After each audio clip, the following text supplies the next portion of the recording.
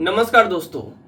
आखिर कोलकाता के आरजीकर हॉस्पिटल का क्या मामला है? इस पर कोर्ट ने कई सवाल उठाए। अभी भी बहुत ऐसे हॉस्पिटल हैं जहां डॉक्टरों के लिए रेस्ट रूम नहीं है। ऐसे हालात में डॉक्टर कैसे काम करेंगे? कई जगहों पर रेस्ट रूम तक नहीं होते। ऊपर ऊपर से एक सवाल और उठे। प्रिंसिपल ने इस मामले को आत्महत्या बताने की कोशिश की। उनका आचरण जांच के दायरे में है, तो दूसरी जगह नियुक्ति कैसे कर दी गई?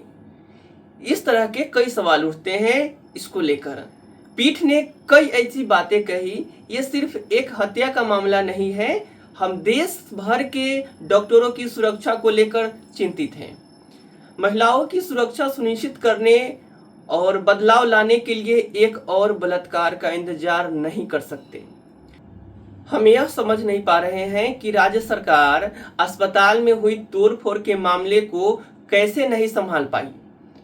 मरीजों को इलाज मुहैया कराने वाले स्वास्थ्य कल्याण और सुरक्षा पर समझौता देश बर्दाश्त नहीं करेगा। 22 अगस्त का पूरा मामला क्या है, क्या सुनवाई हुई, उस पर कुछ विशेष बात करेंगे। सुप्रीम कोर्ट ने स्ट्राइक पर बैठे डॉक्टरों से अपील की कि वो अपने काम पर लौट जाएं। कोलकाता के आर्जिकल medical college and hospitals training doctor की हत्या मामले में 22 अगस्त को सुप्रीम कोर्ट ने सुनवाई की। चीफ जस्टिस DY चंद्रचूड़ की अध्यक्षता वाली 3 जजों की खंडपीठ ने इस पूरे मामले को सुना। चीफ जस्टिस ने सुनवाई के दौरान इस घटना के खिलाफ विरोध प्रदर्शन कर रहे डॉक्टरों को काम पर लौटने के लिए कहा और भरोसा दिलाया कि ड्यूटी ज्वाइन करने के बाद उनके खिलाफ कोई एक्शन नहीं लिया जाएगा। CBI को इस केस के जांच करने के लिए दिया गया था। PTI की पूरे रिपोर्ट को मैं अनुवाद कर रहा हूं हिंदी में। सुप्रीम कोर्ट ने अप्राकृतिक मौत दर्ज करने में पुलिस की देरी को बेहद परेशान करने वाला बताया। प्रदर्शनकारियों से काम पर लौटने को कहा गया।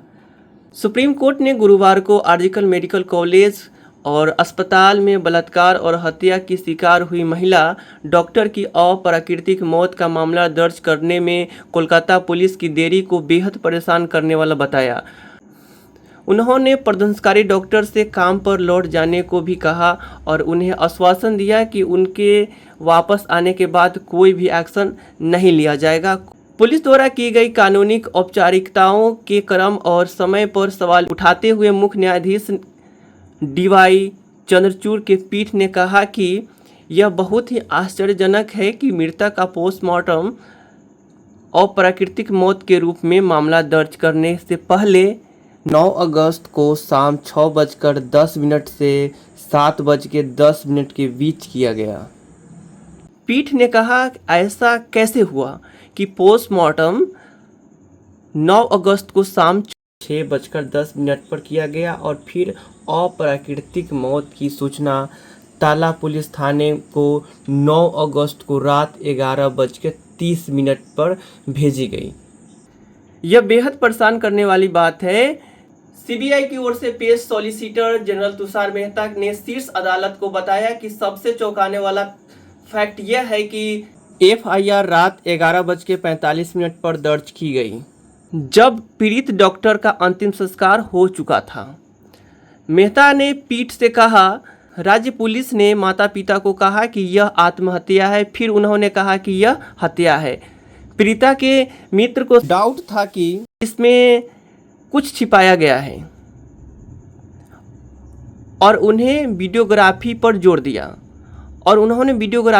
दिया।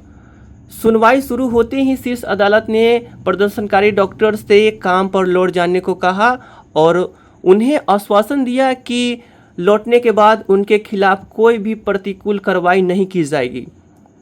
एम्स नागपुर के रेजिडेंट डॉक्टरों के वकील ने सर्वोच्च न्यायालय को बताया कि कोलकाता बलात्कार हत्या मामले के विरोध में प्रदर्शन करने के कारण उन्हें प्रताड़ित किया जा रहा। पीठ ने पूछा, एक बार जब वे काम पर वापस जाएंगे तो हम अधिकारियों पर प्रतिकूल कार्रवाई न करने के लिए दबाव डालेंगे। अगर डॉक्टर काम नहीं करेंगे तो सार्वजनिक स्वास्थ्य का बुनियादी ढांचा कैसे चलेगा?